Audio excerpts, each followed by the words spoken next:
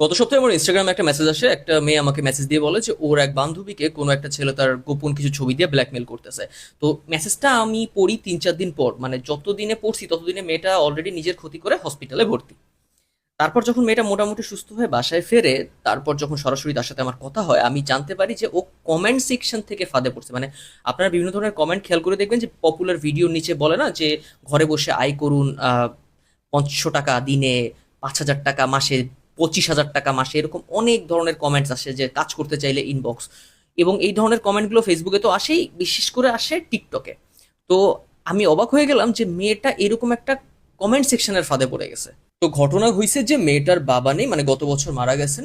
তো মেয়েটা খুব ডেসপারেটলি কোনো একটা কাজের সন্ধানে ছিল এবং এইরকম একটা কমেন্ট সেকশন থেকে ও একটা ওই ফেসবুক আইডিতে মেসেজ দেয়। তারপর ওকে একটা টেলিগ্রাম গ্রুপের মেম্বার বানানো হয়। এবার ওই টেলিগ্রাম গ্রুপ থেকে ওকে জানানো হয় যে একটা বি গ্রেড অ্যাপে ওকে লাইভ করতে হবে। আর নামটা বলতে চাচ্ছি না অ্যাপের, বাট ওইরকম একটা অ্যাপে ওকে লাইভ করতে হবে সপ্তাহে 5 দিন। এবং ওকে একটা ফেক আইডি খুলে সবার কমেন্ট সেকশনে এরকম কমেন্ট করতে বলা হয় যে কাজ করতে চাইলে ইনবক্স, মাসে 500, সরি দিনে 500 টাকা, মাসে এরকম। এবং ওকে বলা হয় যে তুমি যদি এই কাজগুলো, তুমি যদি ডেইলি টাস্কগুলো ফুলফিল করতে পারো তো তোমাকে মাসে 30,000 টাকা দেওয়া হবে।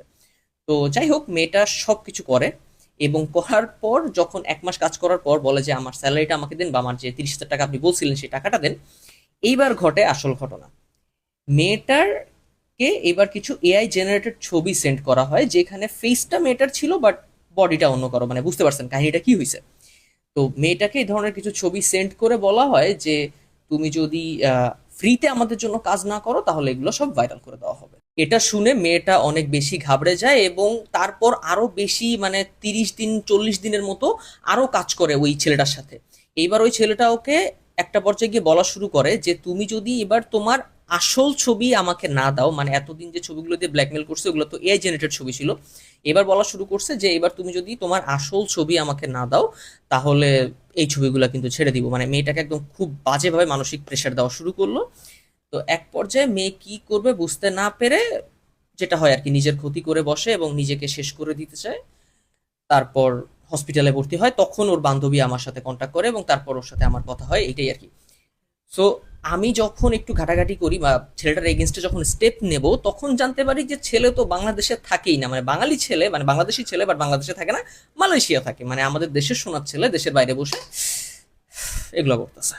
যাই হোক, মেয়েটার প্রবলেম মোটামুটি সলভ হয়েছে, কিন্তু এই ভিডিওটা বানানোর পিছনে আমার উদ্দেশ্য ছিল দুইটা। এক, কেউ যদি আপনাকে আপনার এআই জেনারেটেড ইমেজ দিয়ে ব্ল্যাকমেল করার চেষ্টা করে, ভয় পাওয়ার কোনো কারণ নেই। তখনই তার স্ক্রিনশট, তার হুমকি দেওয়া মেসেজ ফেসবুকে শেয়ার করেন, তাকে ভাইরাল করেন এবং নিজের কাছের মানুষদের বিষয়টা জানান। ছবিগুলো যদি আপনার না হয়ে থাকে তাহলে ভয়ের কি আছে। আর হ্যাঁ, দুই, জানি টাকার অনেক দরকার, আমরা সবাই কম বেশি অভাবের মধ্যে দিয়ে যাচ্ছি, বাট টাকা ইনকাম করা এতটাও সহজ না যে আপনাকে কেউ একটা কমেন্ট বক্স থেকে কিছু একটা বললো, আপনি তার কথার উপর ভিত্তি করে কাজ করতে চলে গেলেন। মানে এই যুগে এসে এত বোকা হলে চলবে বলেন? আর একটা ছোট্ট রিকোয়েস্ট, প্লিজ কখনো মানসিক চাপে পড়ে নিজের ক্ষতি করবেন না। নিজের সমস্যার কথা নিজের কাছের মানুষের সাথে শেয়ার করেন। যদি শেয়ার করার কেউ না থাকে, কাউকে বলতে না পারেন, ইনস্টাগ্রামে আমাকে টেক্সট করেন, আমি শুনবো। তাও প্লিজ প্লিজ প্লিজ নিজের ক্ষতি করবেন না। দেখেন কার কি ভাইরাল হলো, সমাজ কি বললো, 2 দিন কথা বলবে, তৃতীয় দিন ভুলে যাবে, নতুন ইস্যু আসবে, ভুলে যাবে। এই যে আমি এত কথা বলতেছি, আমিও কিন্তু ইন্টারনেটে সেফ না। আজ বাদে কাল আমার যে কোনো কিছু ভাইরাল হতে পারে, যে কোনো কিছু সামনে আসতে পারে, মানুষ আমাকে নিয়ে বাজে কথা বলতে পারে। কয়দিন বলবে? 1 মাস, 2 মাস, তারপর নতুন ইস্যু তো আসবে না, তারপর ভুলে যাবে সবাই। পৃথিবীতে আপনার কাছে আপনি সবচেয়ে বেশি ইম্পর্টেন্ট এবং আপনার হ্যাপিনেস ইম্পর্টেন্ট। আর কোনো কিছু ইম্পর্টেন্ট না, আপনার ভালো থাকাটা ইম্পর্টেন্ট। ওকে?